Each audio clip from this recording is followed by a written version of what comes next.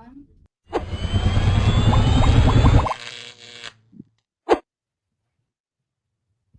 Hello, everyone, and welcome to Elektor Lab Talk. It is now Elektor Lab Talk number 40, and this is a special one because we're coming to you live from Würzburg in Germany, where we're having the Elektor Live Expert Day. So I'd like to welcome the audience here in the room, and it's quite a big audience. I was worried there'd be 5 or 6 people, and they're not AI generated. They are really here. Joining us on the far end, there is our editor-in-chief, Jens Nickel. Hi, Brian. How's it been for you, mingling and meeting the people, as Don said, who pay our salary? That is always a pleasure, and I get valuable feedback about the magazine, and yeah, that's always nice for me. Great, and we have 3 special guests here. We've got, I think your name is perfect, your surname for the electronics industry, James Solderitsch. Yes. And Solder's in the title, yes. Yeah. he's created a nice Elektor product, Elektor Academy Pro product, which we'll talk about later. It's here on the desk. And Alfred Rosenkränzer, tell us a bit about yourself. Well, I'm a retired design engineer. I worked for almost 40 years. At the end for HP, Agilent, Verigy, and Advantest, the Japanese company doing chip testers. And not potato chips, but silicon chips. Great, and I've edited and read some of your articles. It's good to meet you in person again. That's what an event like this is great for. And then we have Andreas Riedenauer from Ineltek, Gesellschaft mit beschränkter Haftung. Tell us about yourself. My job at Ineltek, we are a distributor for electronic devices. My job is field application engineer. So I'm responsible for technical questions and issues and trainings and such stuff. By the way, you mentioned his surname. My surname, Riedenauer, is spelled like read an hour, and I really do. Oh. So you read an hour. I heard there was a German called daily an hour. And of course, we have a packed chat room on the internet that our audience cannot see, but we've got the first one, Frank de Hert from Belgium, Belgium. He is normally the first to say hello. He always joins us on the shows. We've got Quebec, Canada, Gouda, Netherlands, Scheveningen, Nederland, Cheltenham, UK, Delft, Netherlands, Krefeld, Germany. So yeah, I won't do it all. We've got France, we've got Croatia, Africa, all joining us. But yeah, a nice, good audience. And Alina over there will choose some nice questions later. She curates them and puts them in front of me so that I don't have to stare at the screen the whole time. So, Elektor Live Expert Day, and you guys are the experts. And Elektor Live Experts Day is how we can come together and support each other, to how you can contribute to us and make money. So I guess I would speak to James Solderitsch about the product that you created. I'll just bring it up here. And this is the Elektor Academy Pro Box ESP32 by example, subtitle, the complete ESP32 microcontroller learning course. So, you know, this is very timely. We're all doing work on ESP32s. There's a lot in our magazines about ESP32. So how did you come up with this idea to bring this to us? Well, it came about because I was a drone advocate back when I was still even employed at Accenture. We were experimenting with different drones.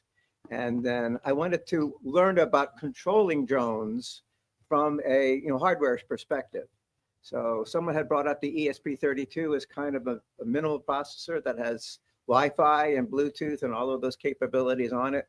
And I wanted to be able to take those built-in concepts and then use them to control drones. In particular, there's a drone some of you may know called Tello, which is the company was Rise, RYZE, their subsidiary of DJI. And unfortunately, they took that product off the market. So I pivoted from doing drone control only to actually helping people learn ESP32 control concepts in general. And so I built some breadboards, and the breadboard is actually the design of the breadboard is in the book. But now in the box, we have a PCB that I did some design work on, and Clean's, cleaned it up a bit, and that's the one that's included in the box. And then we needed something to control. So since the Tello, we couldn't put the Tello in the box or tell people to go and buy a Tello on their own, I have a little secondary ESP32, which goes by the code name Cheap Yellow Display, CYD, because that has that ESP32 on the bottom of the circuit board, and it has a 240 by 320 TFT display on top of the board. And so I have little simulated LEDs on the CYD that would represent the control information being sent by the controller, which is the EEC. So inside the box is this hardware, which is called ESP32 by example kit, which is where the EEC acronym comes from. And so we have in the box the ability to see your control information, which the student programs using the Arduino IDE, and then you can communicate drone commands, simulated drone commands from the EEC to the CYD, which is actually functioning as a fill-in for the real Tello. So we're using the same API SDK that the Tello comes with. So one of the things that made the Tello such a great drone for programming was the fact that the company, the AGI, published the API. It was on GitHub. You were able to learn the fine-grained details of commands that the internal circuit board of the drone itself was running. So using that SDK, the API information, I basically built out this little simulator circuit design, and then we're using the CYD as the physical realization of that design. There's other ways of doing simulated drones, including online versions of drones in the air, which there is some lessons about that inside of the book. And then inside of the box is also a course that people who buy the box get access to as well, which has videos, which has, kind of a reduced example set and more about you learn by doing using the hardware that's inside of the box. So I came from drones really, and then I was teaching at Villanova in the engineering school for a while as a full timer, and then I kind of became semi-retired from that, and then I was introduced to Elektor by Peter Dalmaris, who is one of the Elektor stable of authors. And I'm sorry that he's not here to kind of mingle with all of you. But he said, Elektor is looking for authors, looking for content to publish. What could you suggest? Well, we were working on ESP32 by design, so maybe I can propose that. And you guys sat on it for a while because you already had a lot of ESP32 content in your stable. But eventually I got the email that said, hey, we're gonna publish it. And that was the book. And then Clemens helped me with the book editing. And then the Academic Pro box concept kind of resurfaced from the Brain box that you guys had gone with in the past. And I was invited to maybe you want your project to be one of the Brain box series of projects. And here we are today. And I thought it was going to be out in the summer. The Brain box would have been done. But no, it's taking till November the 12th. But now we have one in the audience here. Jim, I have a question. I've seen you also made a Udemy course. I did. How is it going with Udemy? Maybe that's also interesting for the others. How do you come in contact with Udemy? Do you have to apply? No, once again, Peter suggested that Peter Dalmaris suggested that we do a video course. And what that wound up being, that's now 2 years old. It wound up being part one of what's in the book, and it's part one of what's in the box. So I was going to do a part two for Udemy, which goes into the drone control aspect and some of the cloud aspects. Some of the cloud, Arduino IoT cloud was one of the ones that I was thinking we were going to do. And we did the only part one. We didn't do part two Udemy, but then that's when the box kind of was made. I was made aware of the box concept. So maybe depending on my obligation in terms of not sharing intellectual content, I would still maybe do the Udemy course as something else that could be shown there. I haven't got as much traction with Udemy as I was thinking we might get. We couldn't get Udemy to offer the course inside the box. But fortunately, I also published that part one content on Peter Dalmaris's Tech Exploration site. And so Peter was kind enough to get his assistant was able to make the videos, be much better than what I did recording them on my my home desktop. So those videos, which are the same videos that Udemy used, those are in the box because Peter gave his authorization to do so. And how is the collaboration working with Udemy? If someone of the audience would have a nice video course or is an expert in some field, how is he getting to Udemy? What is the? I mean, I just did it online. I mean, Udemy again is this big monster of video companies, and they're looking for fresh authors, for fresh speakers, for fresh organizers, and you can just apply to become a content creator. I mean, there's no real vetting process that happens. They have courses that you can, or information online that they will help you become that author, that video presenter. And I didn't use any of that because I had Peter's guidance. So Peter was helping me do the videos that wound up being in the Part 1 Udemy course. But Udemy did and does still have a lot of hand-holding that it does to produce videos for, people who are just getting into the space. What I found daunting was just the editing. Recording the content is one thing, but then getting that content to be professional looking and organized well. You need a video, either you need a video assistant who helps you with the video, or you have to become an expert in video production. And that is a long learning curve to become an expert in video production. I can sympathize with that. I have tons of video raw footage shot that I just haven't gotten around to editing, and it always takes longer than you expect. Yeah. I mean, Peter used to use Adobe, what's the present? Premiere Pro? Premiere Pro. And I bought a annual subscription license to the Adobe product set because, well, since Peter uses Pro, then I would learn to use it. But then looking at Pro and how, what you needed to learn, and Peter's assistant said, no, let us do it. So Peter was offering his technical video person to kind of help me put my videos together. So I kind of stopped learning that. And then now the book came along as something to spend a lot of time with, which I was very happy to do. And then now the box came along, and then we have some videos in the box course, but they're not that thoroughly professional videos. And Clemens was saying, we need to clean these videos up. But I said, I don't think we have time. I want to see this box get out there and used. I want to use it in my Villanova class in the spring 26 semester. So we left some of the video content maybe a little rawer in the course that's in the box than maybe they could have been if I had had an assistant to help me do the videos, if I had had the time to learn more of the video creation process. Some of the courses on Udemy look very professionally done. And probably those are the ones that get the 4- and 5-star reviews when the students who buy the course rate the course on the Udemy platform. But some of them are, from a content learning perspective, are very fine videos, even though the professional production standards, the titling and the music and the intros and outros for each episode, which some people think is vitally important for video production. I don't find that that's that off-putting. For me, as a learning person, a person who subscribes and buys the video for learning purposes. I mean, it's nice to have the really fine-grained details for production, but I don't think it's necessary. I wouldn't put yourselves away from the project if that's what you're concerned about, because either you can find assistance online, or maybe if it's a big enough project, you can find some expertise to help you do the video finishing process. The raw video is what's important.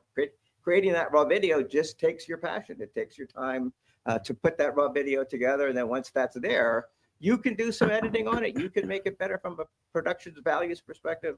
But I don't think you should be concerned about needing to do that before applying or becoming a video content producer. What is the minimum setup someone should have in his studio? One camera, or yeah, I just basically went with, I had a podium camera that was a little bit too low quality. So then everybody says, well, your iPhone's good enough. So I had an iPhone 15 and I just upgraded to an iPhone 17. And the quality of video and the stills that you can get from that camera are great. I mean, the quality is really good. Some of the videos I shot for the Eekbox were just shot with the iPhone 17. So I know Peter Damaris in his studio. I visited him in Sydney over the summer. He's got very professional video setup stuff in his studio. And some of that you can see when you see Peter's videos. You can see that he's got the tools and the technology to do that job really right. But I don't think, again, that should be something that prevents us all from becoming content creators. Well, that's great. And that's a good segue because Elektor Academy Pro, this is a great box. And already we have people in the audience who want to buy it. Ben Martin says, Brian, would you be so kind to share the link to the ESP32 box? I don't think it's in the store yet. It is a brand new product. But we have another viewer, Calza9286. Can I buy the professor's ESP box? So you've already got some pre-interest in that. But as a segue, I will go into our giveaway, which is an Elektor Academy Pro product. And I'm sorry that you guys in the room can't see it, but there's a product called Learning Digital Electronics. And it's a bundle about mastering digital electronics the hands-on way. It's not orange or mustard like that one, but it is in fact a pink book. And we're giving away 3 of those later in the program, and I'll give away a code word for that, which we always do to tease our audience to watch the rest of the show. So you'll get the code word later. Cool. Let's move on. Alfred Rosenkränzer, another expert contributor, and you are more analog and power, and you've been doing it for quite some time. How did you get in touch with Elektor to start contributing? Going back in time, I think I started the first do-it-yourself projects at the age of 12 or 13. And from the elder brother of a friend of mine who was going to study electronics, I got the hint that there is Elektor.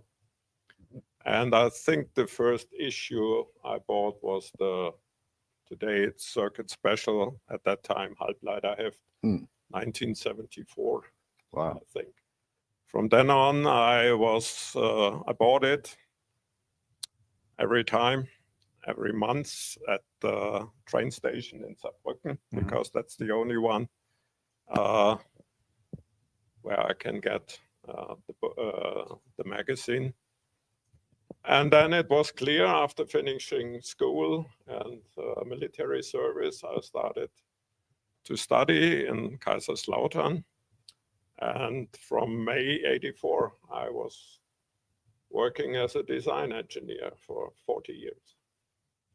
And Elektor was more or less always beside me, sometimes less when you got new family and kids and things like that, and new jobs, then you have less time. And now since I'm retired, I have much more time. So I run a one-man company. It's me. It's marketing, selling, developing, layout, everything else. And it's, let's say, a hobby for me, because I'm reading also, I'm doing pictures, I like music, but I still like doing electronics. So I spend 2 to 3 hours per day doing electronics, sometimes more, sometimes less. Great. And I also started as a hobbyist. Mine wasn't as long ago as 1974, but I got my first Elektor in 1990. I think I was 16 years old. I do enjoy the hobby, but now that I work for Elektor, the hobby comes with deadlines, as Jens will tell you. Yes. Alfred, you are very productive. You shoot each 3 weeks a new proposal to me. Yes. How does it come that you have so many ideas? It's mainly in the audio field. Yes. Are these devices you need yourself, or do you think, Yes. okay, there is a market gap in the market and we need such a thing? Or? It's different. For many things, the later things, these were ideas where I thought I can use it myself. It also started with this high-speed probe. At that time, I was still working, and we really needed it in the company. So I had the idea, we tried it, and it worked much better than we expected. And that's more or less the only thing I did, having money in my mind. So sell it for money. all the rest is more or less hobby, designing for myself, doing the PCB for myself, and then selling the overshoot of the PCBs.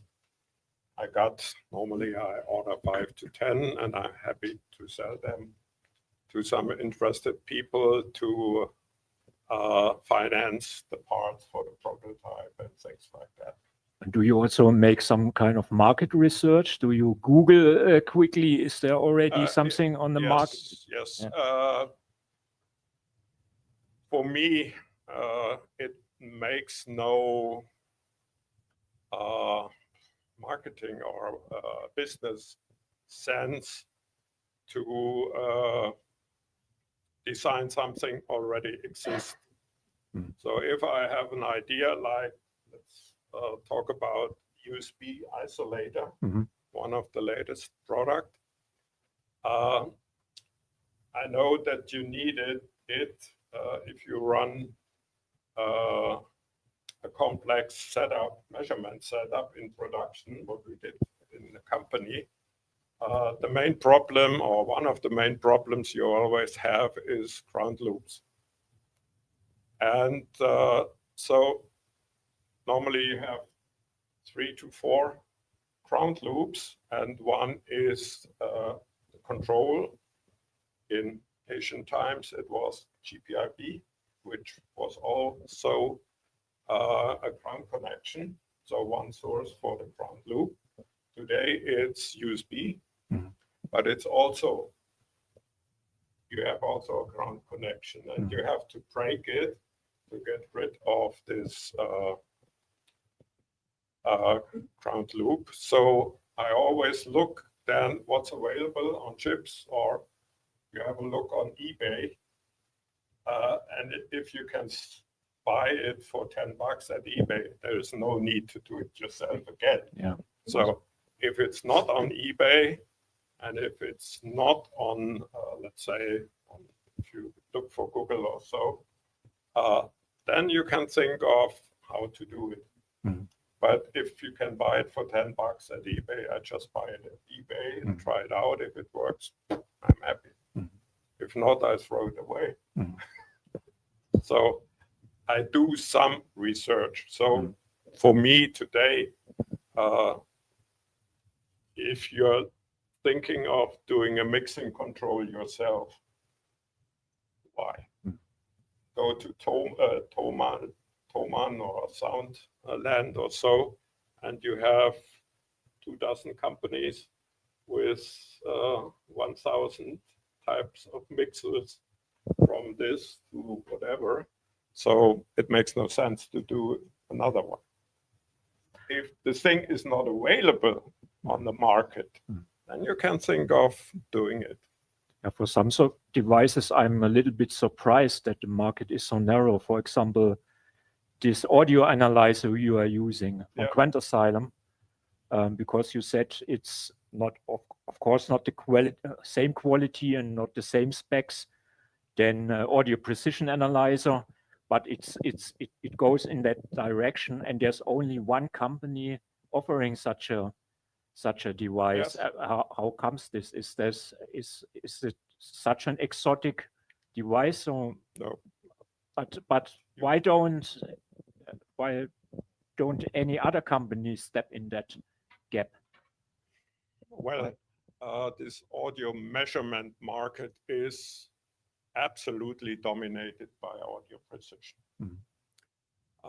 It's a former split off of Tektronix. If you look at the address, it's Beaverton, and that's the neighborhood of Tektronix. And there were Tektronix people.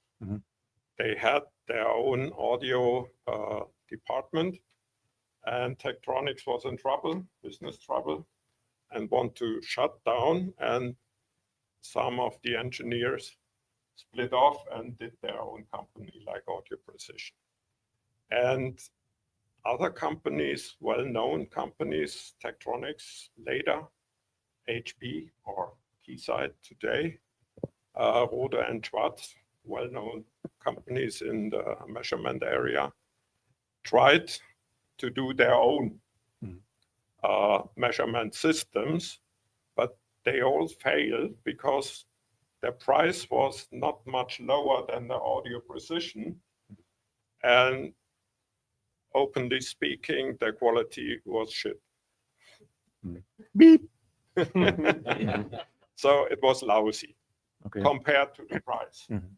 And whether you like audio precision or not, they made it to be number one in the business and to be the, how do you call it, the golden machine or the golden device. Mhm. And there were at least two companies I know which tried to do such a thing, like the Quantasylum. But they also failed because they were still in the range of a few $1,000s, which rarely, let's say, amateur people like me are willing to spend.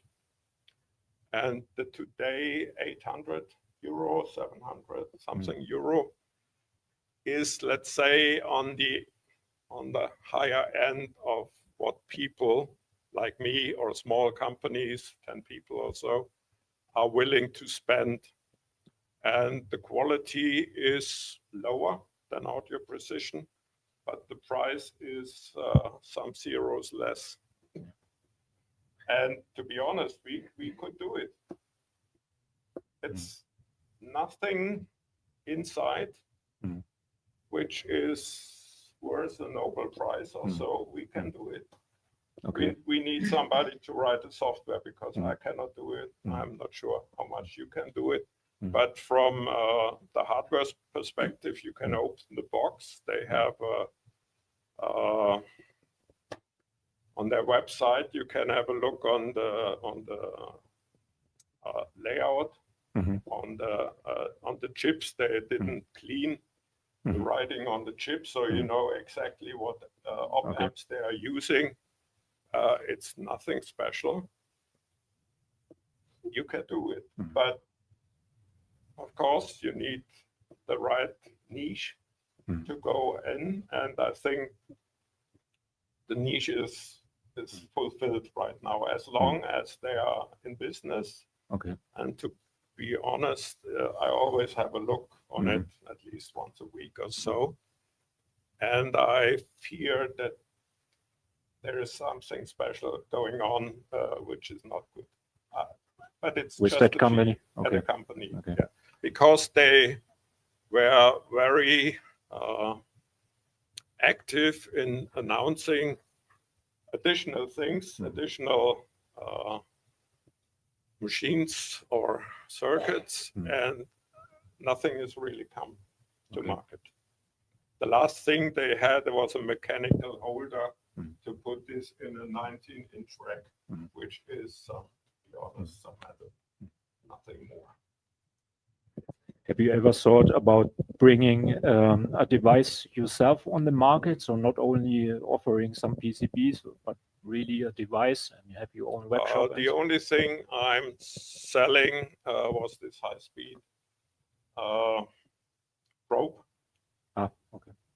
Because the chip I used has so small pinning that you cannot do it yourself. Okay. As long as you don't have a production company behind you. No way to do it. And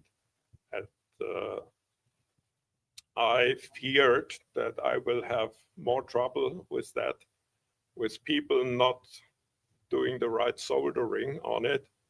And I don't like to have trouble. So I decided I will ask a company to solder the PCBs. They also bought the PCBs and soldered it. And I test it at home and then I sell it. And many people were asking for the blank board and doing this probe yourself. I always said, no, I don't like to have trouble with your bad soldering. So they never spoke to me again, but that's fine.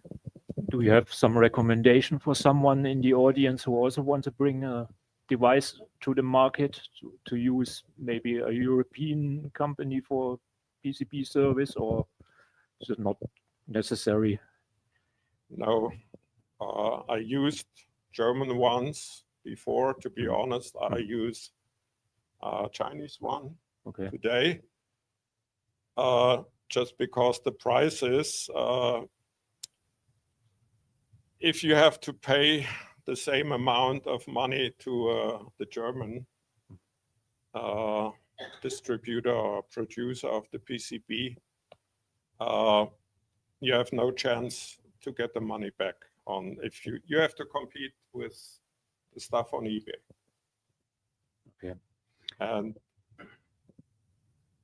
if there is something, the same thing you want to sell, and eBay is a quarter of your price, forget it. Yeah, you were saying you can go into a store and buy stuff that in the 70s or 80s you might build yourself, but now there's so many and they're so cheap and so mass produced. It kind of reminds me of the way early microcontrollers, like the Intel 8051, you had to have an EEPROM with your program. You had to flash it or erase it with the UV light, a RAM chip if you need. So, Andreas, I'll come to you. You've contributed often to Elektor going back. I checked the archive as far back as 2008. You were contributing. And I guess what I want to ask is, back in those days, it was complex to make a microcontroller circuit.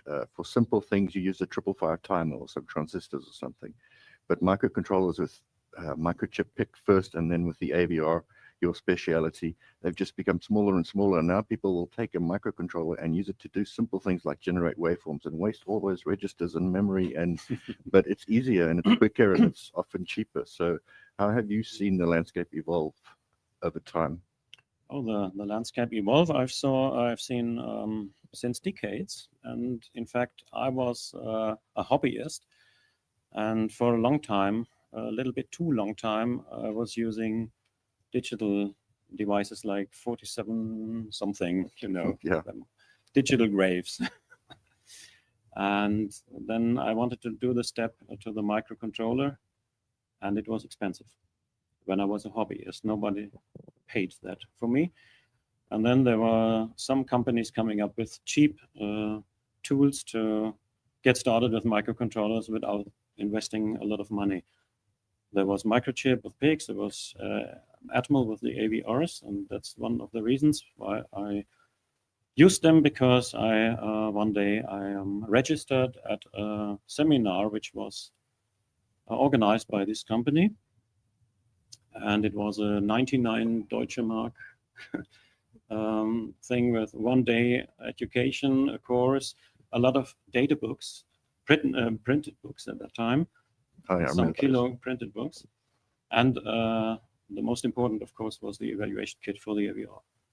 And that was my beginning. And in fact, there were so many interests, so many people interested in that course that there were not enough books for all of them.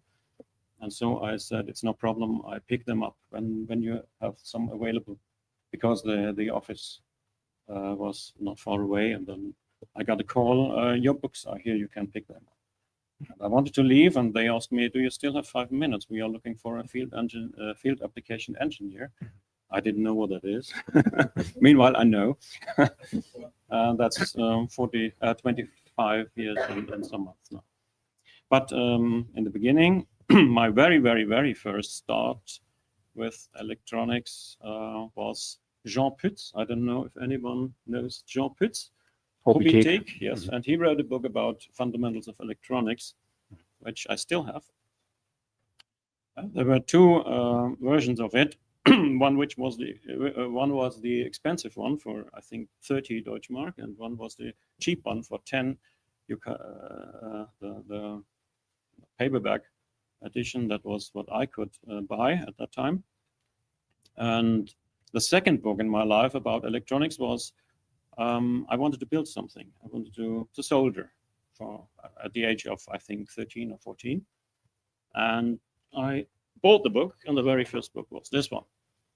So it's 273 schematics.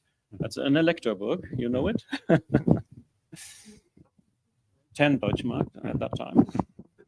And I built a lot of these, and many of them worked. Some did not. And later I met even one of the authors, Burkhard Kainka. Hi, he's not here today. And I still meet him from time to time. And what has changed? In this book, you see no microcontroller. It's just it's standard logic, a lot of devices. You can put it to the camera if you want. You see you need a lot of chips, of ICs to be soldered together. And if you don't make a mistake, and you will, at the end it might work. And it was, of course, interesting to see or to learn how to replace all that stuff by only one chip. And yeah, that was I don't know, the very first thing I did was a temperature controller unit, I think. Yes. Oh. And what, yeah. I'm just looking at the Bildschirmtennis. Oh, yes. Make your own. Great at that time. Bildschirmtennis, yes, it was one of the very first video games. I did not build it because Quelle at that time in their catalog had one to buy cheaper than build it. As I said before, Yes. Quelle was the eBay of the past. Yeah. At that time. But I was near to try to build it. But what I really had in mind was to build something that was very expensive at that time. It was a radio control for a model flying, flight model.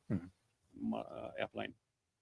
At that time, these yellow boxes, Graupner and Co., they were hundreds of Deutsche Marks and very, very expensive, not affordable for me. And I knew by looking in books that the schematic is not that complicated, and I tried to build one. And then I learned it is a little bit complicated to get it running, but at the end I did. And so that was my getting started to solder electronics. And by the way, just going back in time, there was something, Lisa Schuh generator in Elektor. It's still great. So when I was still active in the company, we had some Schüler days. What are Schüler? Pupils. Students. Yeah. And then I take the last analog scope in the company, put this Lisa Schuh generator, and then you have 1 hour free time. And they are playing and doing the pictures, of course, with their 1,000 euro smartphones in the meantime. But they are still fascinated by generating these. That was the very first beginning of computer graphics, wasn't it? Yeah. In English, we called it Pong. And I'm just showing our online audience on this camera here, the Bildschirmtennis, and the book from Elektor Verlag, 273 Schaltungen. By the way, my contact to Elektor, I bought this book in an electronic shop which had opened in Aschaffenburg, where I'm living. And I was the very, very, very first customer of this shop because I was there on a Sunday and they opened Monday. But I did not buy this book on Sunday. And later, they also sold these electronic magazines, Elrad and Elektor. And Elektor still survives. And when I said, yes, I have these 5 minutes, that was a little bit more than 5 minutes. Meanwhile, once I wanted to visit a customer in Aachen, in the Süsterfeldstraße, you know this street. And I saw the ringing Klingelschild. The sign. The sign of this one-man company, one-man show company, Ingenieurbüro. Not that big volumes to sell, because what he did was measure the pressure of the brain of mice. Okay. Mouse. Okay. It's not a big market. But when I stepped back, I saw there was another office above on the second floor. It was Elektor Verlag. And I was a little bit surprised. Some steps back. Oops. This is the Elektor Verlag. in my mind, I had the idea of a big building of this publisher, but I didn't know that it was only The German office. the German office. Yes. And then I just, I'm here now, I can ring, and I did so. And I didn't have a date there, but someone opened the door. Yes, you can come in. We can talk a little bit. And they opened the door, and it was Mr. Krempelsauer. Yeah. And on the wall, I saw these pictures of aircraft. And I'm a hobby pilot by myself, and so we had our topic to talk about. Later, from time to time, I organized some sample chips, the latest AVRs and stuff like that, and others, sensors and so. And then the day came when they asked me to write an article, and so I did. And I think the very first article was about angle sensors based on Hall effect. And the other one was ultra low power design with microcontrollers. Yes, I remember that one. And that's still one of my most interesting things, low power design. Great. Is there still something going on in microcontroller low power design? Microcontroller has meanwhile, they are very, very power saving compared to the beginnings. Yeah. At that time, few microamps was a revolution. Meanwhile, it's normal in sleep mode. You frequently wake up, measure something, go asleep, and it's in the range of 1 microamp or even sub microamp. But I have something here. This is the world's lowest power real-time clock. Yep. Oh, thank you. And you will have difficulty to see the clock because it's on this board, and this is the clock. And the reason why there's a board is it's hard to handle such small chips.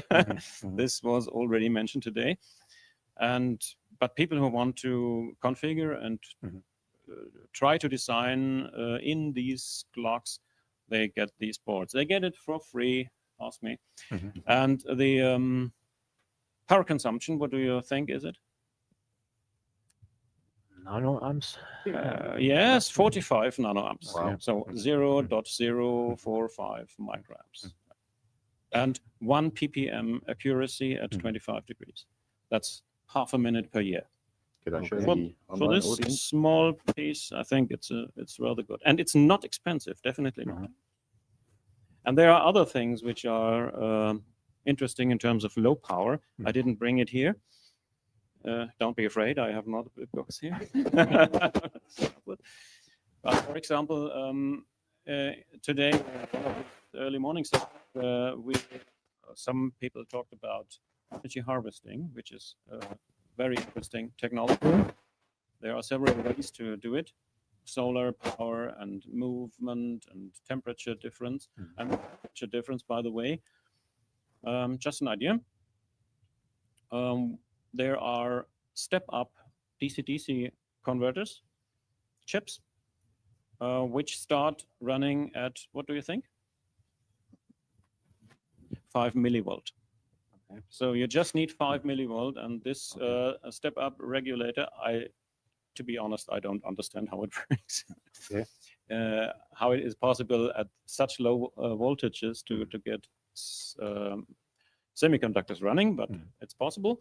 And they start running at 5 millivolt and pump them up using a transformer coil up to, for example, 3 volt, charging a capacitor, and then you can drive your microcontroller, your sensor unit, even your radio unit, sending some sensor dates through volts wherever you are. You don't need to change a battery.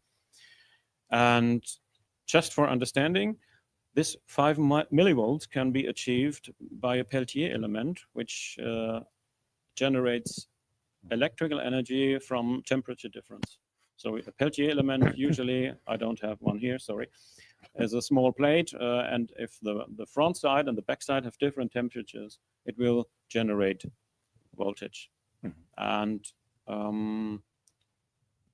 In this case, together with this chip, 5 millivolts and a Peltier element, you can use the temperature difference of 1 Kelvin.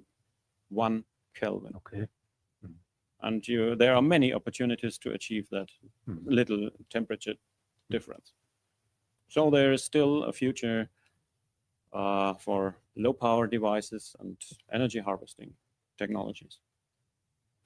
So I'd like to stop ignoring the online audience a bit and just have a look at some of their questions. But after I've done this part, I'd also invite the audience here to ask any questions. We do have extra microphones. You mentioned Peter Delmaris, expert, couldn't be here. Another one of our experts is Sebastian from Elektor Lab. He says, hi everyone, wish I were there, but I'm tied up with work. And Professor, question for you. Does the professor's box target upper level university students and professionals, or can younger undergraduate students and makers also get into it?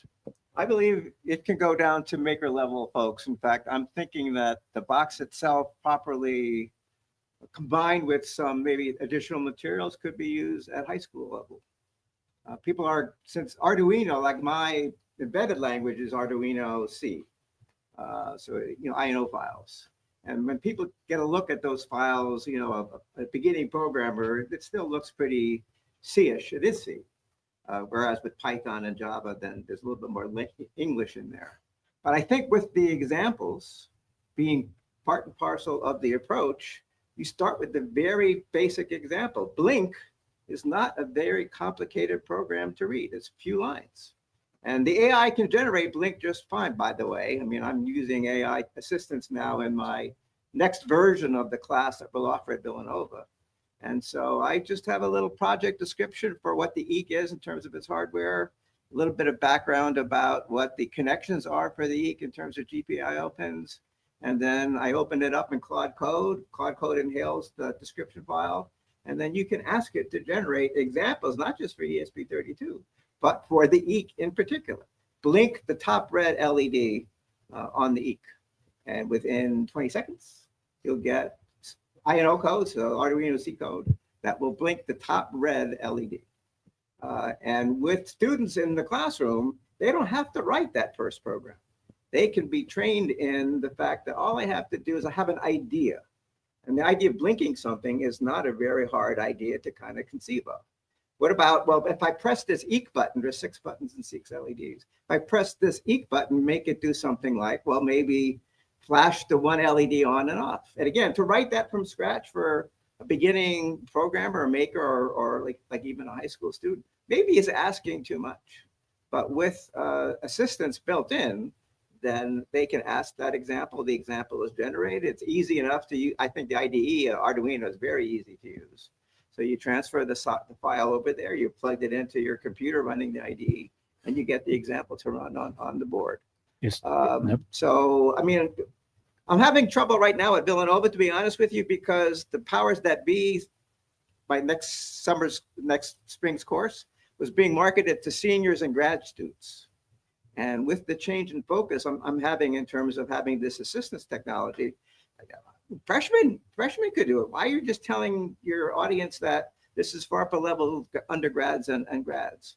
And so I'm not getting the signups. I mean, I thought I'd have people filling up the course right away, and there is this resistance because those students who are senior students, they want to get jobs. Of course, they should know that to get jobs, they need to be savvy in AI. But Villanova is kind of a little backward, I think, in terms of how it's embracing support for AI assistance in some of the beginning ordinary programming courses. It's still trying to do things the old-fashioned way, where I teach you the language, I teach you the concepts, I give you problems to solve, and you solve those problems by hand. And I think we're getting way past that in terms of introductory materials for workers, for IT workers, for professionals, for computer scientists, for engineers. You need to be using this technology from the very beginning, because that's what you're going to run into when you're in college. So that was a long-winded answer to the fact that I think the appropriateness of the box really is quite broad in terms of what background you need to have. I'm telling people you don't need Arduino background. You will learn the Arduino background you need by watching the video and by going in and doing the examples. Is that maybe the future of electronics, developing to ask AI or to use AI? Well, And prompt engineering for a complicated algorithm, you just ask, write me this algorithm, you Well- test it and it works, and then well, you are done, the or working part, that's the nice part about ESP32 and Arduino. You know when something that you said you wanted to design, you know it works because not only do you read the code, but you run it on the device, and the device either does or does not run the code. AI, even in these simple cases, doesn't always get the example that you want. You prompted it for an example, and it generates code that it says, try this. I've had a good number of times where the code fails. It sometimes fails at the compile level. yes, Sometimes it fails at the runtime level. But what you can do then, rather than fix the code by hand, we find the prompt. Hey, this doesn't work. This is what I see happening. And then again, fix it for me. And 95 times out of 100, it's going to fix it with like one retry of the prompt. So again, that's what engineers are doing. In fact, what people are looking for is, I want to define an application that's going to make me $1 million, and I don't want to write the code. I have the idea, like a game or some sort of full stack application, and AI is going to build it for me. All I have to do is give enough of a description, and that we're not there. That's foolish. That's foolish assumption about how, I have an idea. It's not enough. but isn't that a problem when you have a very complex algorithm written by AI that no one understands Well, it? The device is working at the end, but no one can really. That's about expert. The whole idea about expert systems before we get generative systems. Expert systems could give you an answer that would actually, if you applied it in practice, looking at like medical data, you can verify that the answers that the expert was giving was correct answers because it managed or mimicked what the human expert would do. But when you have something really, really complicated, how do you get, and well, the problem with those expert systems was they couldn't explain. I'm giving you the answer, but I can't give you my chain of thought in terms of how, since it's all basically linear algebra. It's all basically doing a lot of mathematics under the covers and then helping it come up with these stages and stages and stages. And then this is the answer from my, my matrix mathematics. And that now we're kind of still in the early days of explaining things. And so when you level this thing up to this air traffic control system, for example, what about building the next generation of air traffic control system with AI from inside of the design process from the very beginning? I mean, the US is struggling right now. Some of you know about air traffic control safety. And a lot of it is because the technology in the air traffic control system is 35, 40 years old. Okay, I'll have to jump in here because we've just reached the top of the hour. We can go for maybe another 15 minutes. I just want to answer a question myself here. This involves experts from Jürgen Lange. I'm currently working on a modular retro computer system based on MCS52 basics, right up your alley as well. It combines classic 8052 architecture with modern extensions, essentially bringing retro technology together with a contemporary maker approach. I'd be interested to know how Elektor generally views such retro revival projects that connect historical technology with modern documentation and open hardware concepts. And I would say, yeah, get in touch with us. Get in touch with us. Go to the Elektor Labs project site, or you can just email us at editor@elektor.com. And I'll take this question because I was also surprised the small building at Elektor and how easy it was to be a contributor. I mean, I contacted Elektor in, I think, 2010, and I said, I understand German. You need translation, so how would I get into that? And I thought it would be a long-winded process with interviews and stuff. They just sent me work. Can you translate this? Yeah, I can translate it, send it back. They send me money. And I'm like, wait, I can just sit at home and do translation, send it back via email and get money back. I love that. So yeah, get in touch with us if you have an idea like this retro computer idea on the screen. May I add just a short explanation about the 51? The 8051 is not dead. It still is produced in millions and millions, and it's very, very cheap now, of course. But there are still many applications where an 8-bit microcontroller, and don't forget, these small microcontrollers still have a performance which is much more than the first home computers combined with your TV set in the 80s. And for many applications like smart sensors or so, it's more than enough. And you don't need a 32-bit RISC-V or ARM controller stuff. That's very interesting development. And there are, especially the ESP32 is very, very popular and has high performance. And you can do much more things than you could do with 1,000 of my very first PC XT, which I had 3,000 mark, Wow. 1980 something, very expensive at that time, and only a little fraction of the performance you can achieve with the Espresso. By the way, an impressive carrier and company.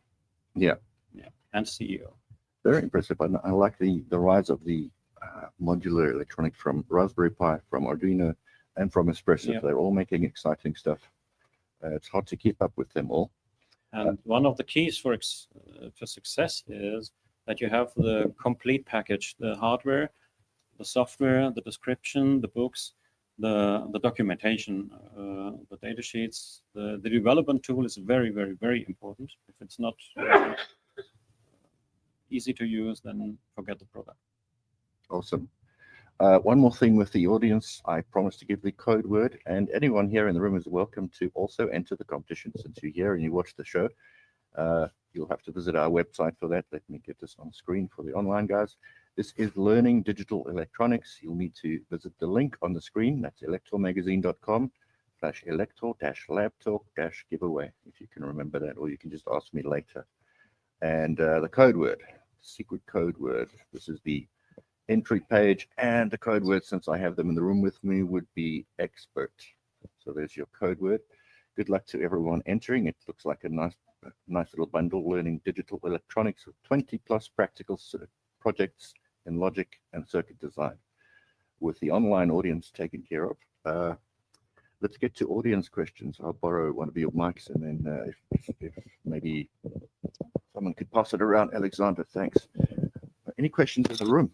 I had a very long and interesting discussion from all three of our experts, and I could go on answering questions all day, but I mean asking questions. But anyone here? No one here yet? Okay, back to the online audience. Let's see what we've got. How does the panel feel about the evolution of electronics compared to the usage? That's from Philippe. For example, we see Moore's law for computer and many usages in AI. What about essential electronics evolution? What still needs to be improved? That's a broad question. I don't know who wants to take that.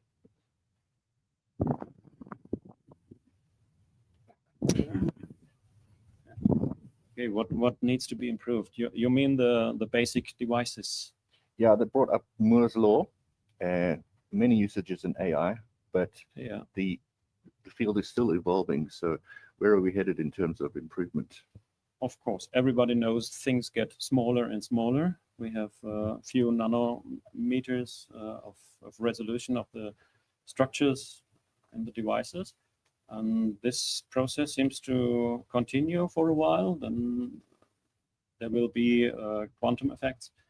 But quantum effects, by the way, will be one of the next evolutionary steps. Spintronics is a buzzword, for example. I think there are some things to come. Yeah. From a technology side. And yeah, another topic is early in the morning we're talking about electronics, and my question, and I was part of the audience at that time, was what about recycling? Yes. And there's still a lot of things to be done. We have not only in terms of electronics, of course, but all our modern technology. There is a wide field which can be still developed.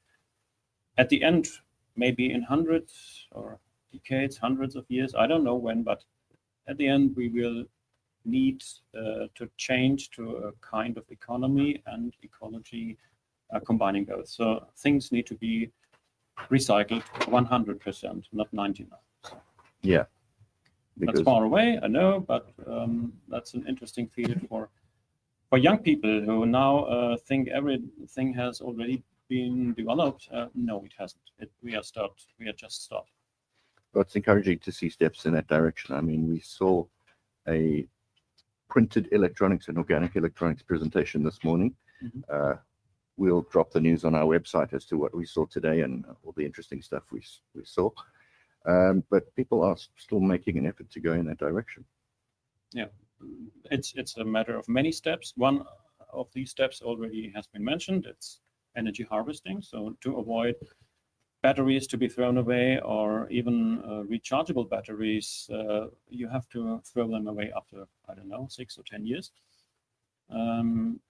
There is still room for development for long-term and more power-saving technologies. Another one, you mentioned the AI, which is now, of course, topic of the day. AI consumes such a lot of energy compared to our brain, by the way. So we are not that bad. A little, eine kleine Abweichung. Was ist das? Segue, Deviation. Segue, yeah, okay. When I started electronics in Darmstadt, sorry, my professors, but not every lesson was really interesting or was really fascinating. It was some were boring. I'm sorry. Meanwhile, things have changed a little bit, by the way.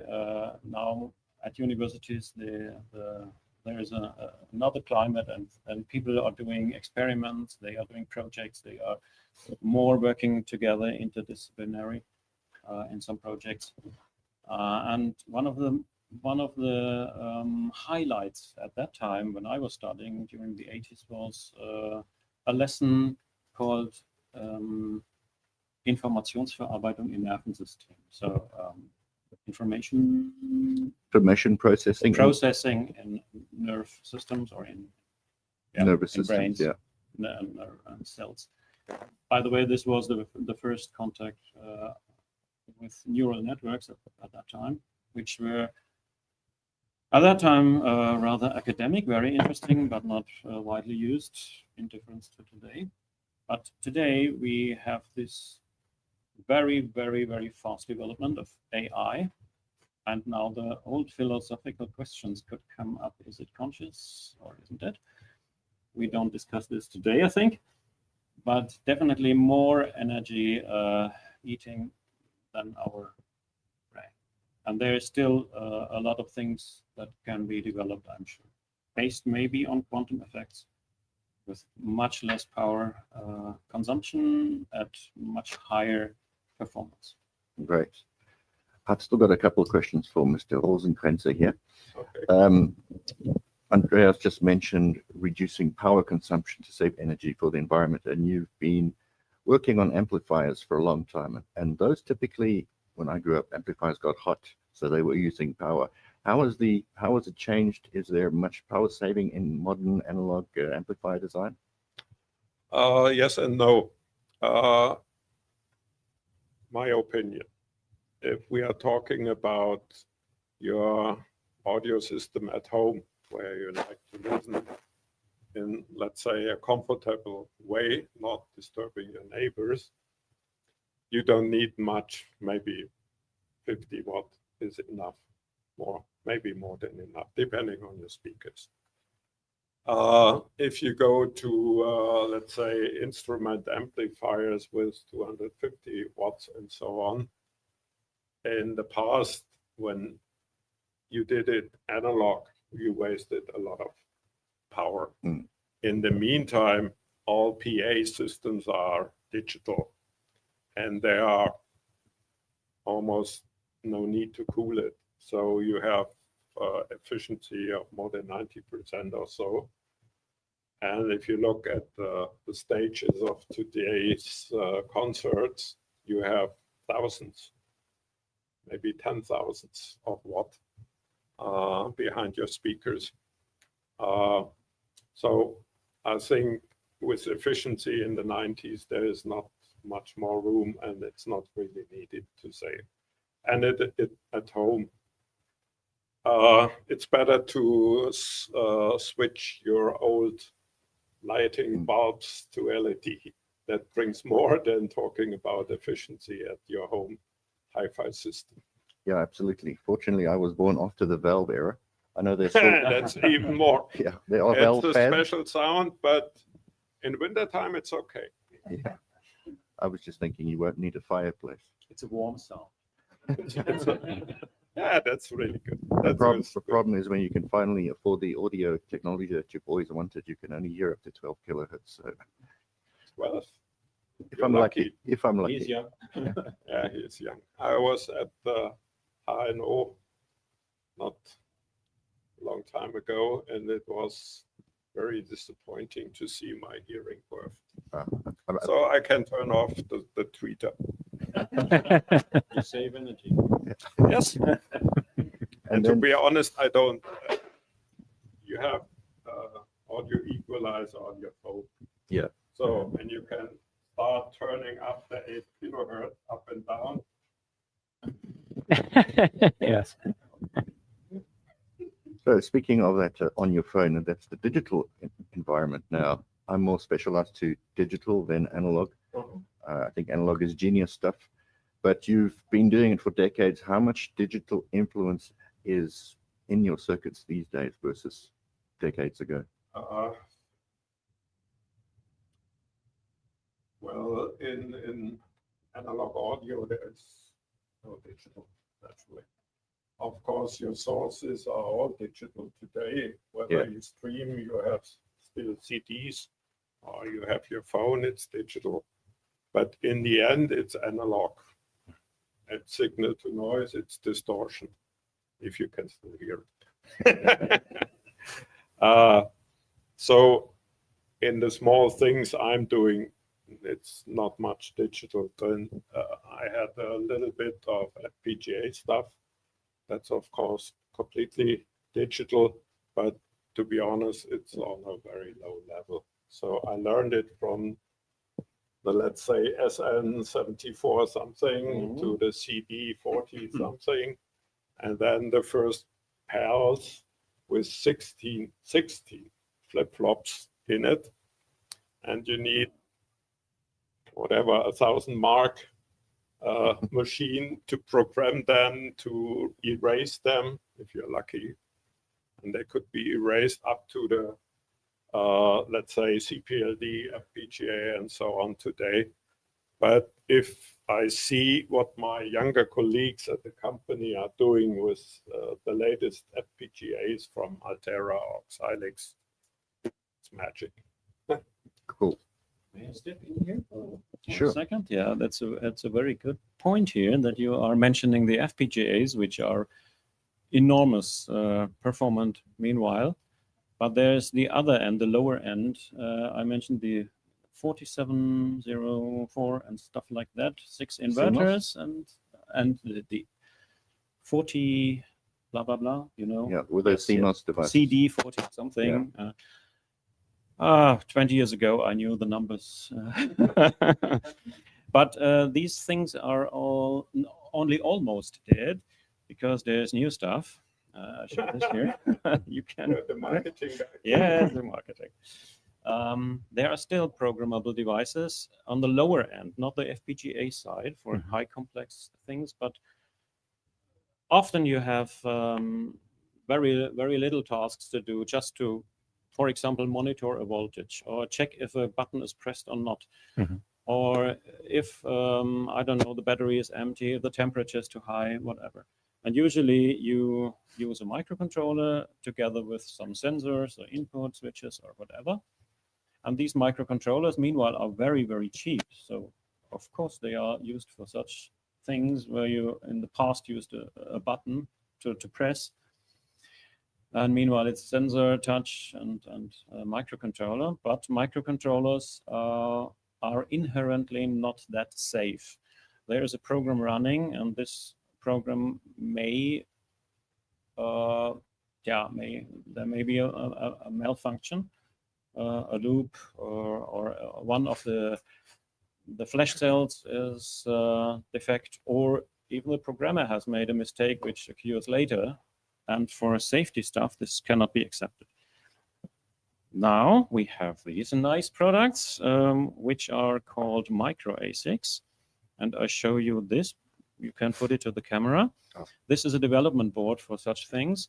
And the devices themselves, they are very small.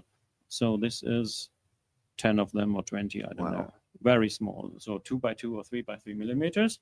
So the nice thing is, except the board, which has a value of about $300, I think, the software is for free. And the programming, because it's not programming, the configuring of the chips in the factory is for free, and they are one-time programmable. That means they will be configured to your demand. Based on this board, you are doing your development, then you can burn some prototypes. You can use and try them and evaluate. And when you say, okay, this is doing what I want it to do, then you can send us the file and you get the chips pre-configured by the fab. No configuring costs. The chips themselves are in the price range of 10 cents and a little bit more. How many do I have to take? One minimum order quantity, which is 3,000. Okay. So you can start with a few $100 or euros, and there are some advantages for this. It's very small, so it saves you space. It's very, very low power. My favorite for low power. So it's half a microamp consuming by itself, 500 nanoamps. And it's OTP and it's fuse-based OTP. That means there's there are no transistors with a floating gate, which can lose the charge. But there are really very microscopic fuses which are burned through, so you cannot repair them, but it's very safe. You can put it to radiation in the space wherever it won't be broken. And I think this is also an interesting development on the other end, not the high end, but the low end, but very robust, very cheap. And before I came here, I got the okay. 3 of these kits I can give for free.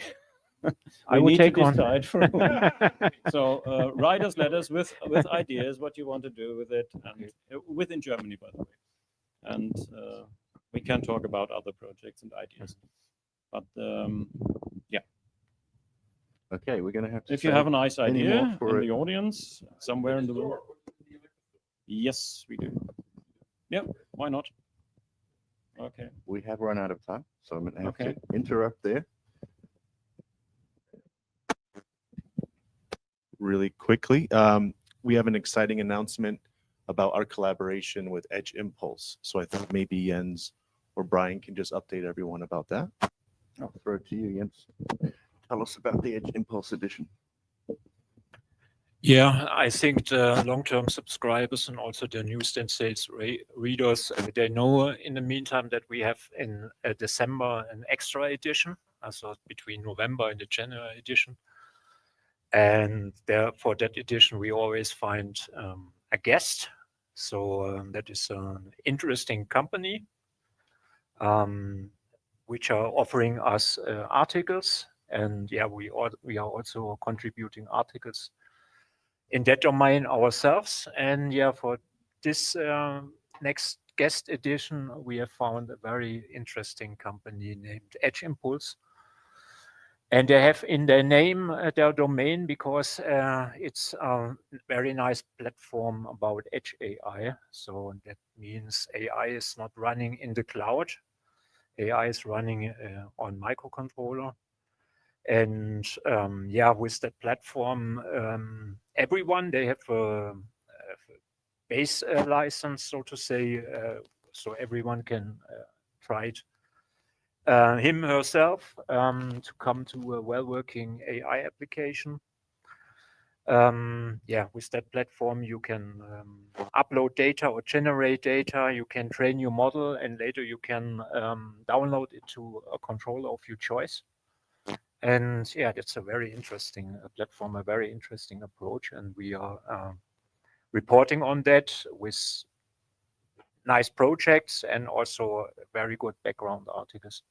Yeah, the guest edited editions are always good. We had Arduino before, we had Espressif, And now I've been through the Edge Impulse edition with you, editing the articles, and a lot of interesting articles there. So a lot to look forward to. Thanks, CJ, for mentioning it. But I do need to wrap up now, as we ran out of time 22 minutes ago, then 7 minutes ago, then 2 minutes ago. So thanks to our editor-in-chief, Jens Nickel, for joining us, and to Mr. Solderitsch, Professor from Villanova University and the creator of this great ESP32 by example Elektor Academy Pro box, Mr. Alfred Rosenkränzer, who fills Jens's inbox with he's a prolific submitter of ideas. And of course, Andreas Riedenauer, reads an hour, expert from everything from CD4040 to Atmel AVR, and also a published author. But also thanks to the experts who are in the room. We couldn't fit all the experts up here, but I see a lot of faces, and I won't mention names because then I'll go on forever as well. And thanks to our online audience for joining us from around the world, from Frank de Hart and so on and so on. Good luck if you're entering the competition. It looks like a nice prize that I would like to have. So I'm not eligible, but maybe the boss will give me one for free. We'll see. I'll speak to him later after a couple of beers. Thank you to the audience here, and thanks to those around the world, wherever you are. It's morning in the west, it's evening in the east, and it's 3:23 p.m. here in Germany. So have a good afternoon to everyone.